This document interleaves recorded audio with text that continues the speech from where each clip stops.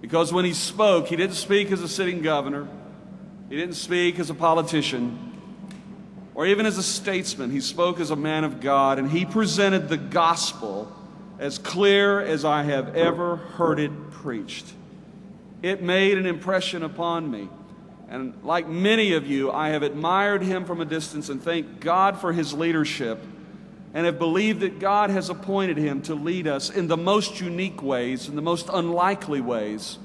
His show every weekend is the #1 rated show on weekend television in America. And I am proud to introduce to you Mike Huckabee, to Southern Baptists, who he's no stranger to us, but I believe he has a message for this hour, and he is a leader that we need to hear. Would you give a Southern Baptist welcome to Governor Mike Huckabee? Thank you. God bless you. Thank you very much. Thank you. Thank you, and God bless. Thank you. You just don't know how glad I am that you sat back down.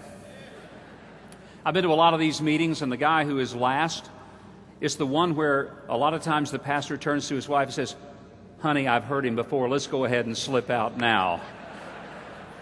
By the way, what a thrill it is to be here, but I had to ask Brother Ed about the second pulpit. I thought for a minute I was in an Episcopal church. You had the 2 pulpits over here. I asked him which one to speak from. He told me the little one. By the way, I'm so intimidated having to follow Fred Luter Jr. Good heavens. It occurred to me sitting there listening to Fred that what a shame that Barack Obama didn't listen to Fred Luter instead of Jeremiah Wright for 20 years.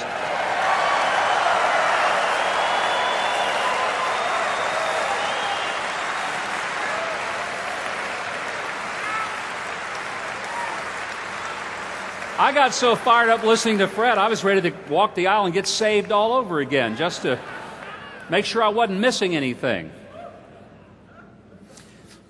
When I left the office of governor, I found that it doesn't take long for people to forget who you are and to even be less impressed of what you once were. And I stopped at a little convenience store about an hour away from Little Rock, coming back from a duck hunting trip. And I went in, and this lady kept looking at me behind the counter and looking at me, and finally she said, "Hey, excuse me, didn't you used to be somebody?" I'm glad the Lord still thinks that we're all still somebody, regardless of what position or title we may hold. God has a wonderful way of bringing us to a point of humility. And part of it is I experienced it being a pastor. That certainly did it. Then I experienced it in politics, even more so, not so much by winning, but not winning. But I found that since the campaign for president was over, I find that everywhere I go, I have one of 2 reactions. People who are political junkies will say, "I just want you to know I voted for you," which is very comforting, especially in those first few weeks and months following the very grueling process. That is, until it occurred to me that I met more people across America who claimed to have voted for me than actually voted for me in the entire nation. So I quit believing it. But then there was the other type of reaction where people would look at me and they thought that they recognized me from something, but they weren't sure what, and they couldn't remember if I ran for president or sold them a used car last year. I was in the Atlanta airport a few weeks ago. True story, I promise. Happened just like this. And I'm in and out of there now so much because I'm traveling and on the road about 5 days a week, except for the times that I'm in New York doing the show.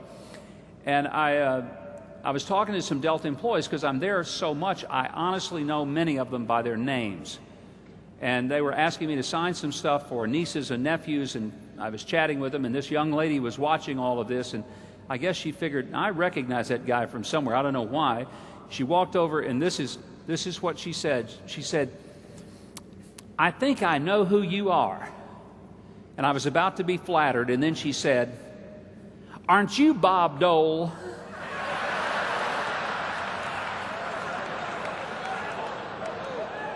Before the Lord, that's what she asked me. Look, I love Bob Dole. I do.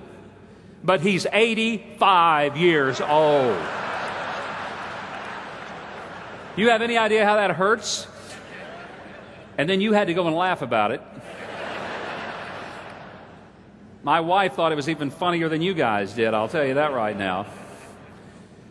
Well, the biggest transition in my life over the last couple of years probably hasn't been even the transition from going from governor to candidate and then to Fox News show host and ABC radio commentator. Biggest change for me has been that after 22 years of using a Microsoft-based PC, I switched to a MacBook. That was a big change. Oh, I see there's some other MacBook people here. We are a snobbish bunch, aren't we, when it comes to computers? But let me tell you part of the reason. I had a situation, and most of you who use laptops regularly perhaps have experienced it, where one of the sectors in the hard drive got corrupted. And as a result, it crashed the entire hard drive, and I lost an extraordinary amount of data that I wasn't smart enough to back up. And I finally decided I'm just going to try something different. I'm glad I did. Wish I'd have done it 22 years before. Preceding announcement paid for by Apple Computers. But what I learned was that if something is corrupt, then it can corrupt all that is around it. And we forget that oftentimes, and I think we forget that a corrupt leader will corrupt all that he leads. A corrupt leader of a family will corrupt his family. And the most basic form of government we have in the world, the form that God gave us before He gave us the church or before He gave us civil government, He created male and female, and He gave us the government of a family. And if we corrupt that government, and if the leader of that family is corrupt, the entire family will be affected by it. If a pastor is corrupt, his corruption will affect his entire congregation. If the leaders we elect are corrupt, it will affect a nation. In the 9th chapter of Judges, the powerful story of Abimelech is told of how this son of Gideon, who had 70 brothers and sisters, 70 brothers, craved leadership and wanted to be somebody so much that he conspired to have many of his family put all of their trust and confidence in him to be their single and sole leader. Now, he didn't do this for their sake, he did it for his sake. And the tragedy of Abimelech is that after the power was given to him, the first order of business was to kill his own brothers, all 70 of them. The tragedy of that is that he promised that if they would consolidate the power within him, he in turn would do something for them. Here's what he told them. He said, I will simplify your life. I will make it easier for you. And they fell for it. I wonder how many times we fall for the ruse that somebody wants to be our leader because what they're really wanting to do is make life easier for us. The truth is, a leader is not a leader because he makes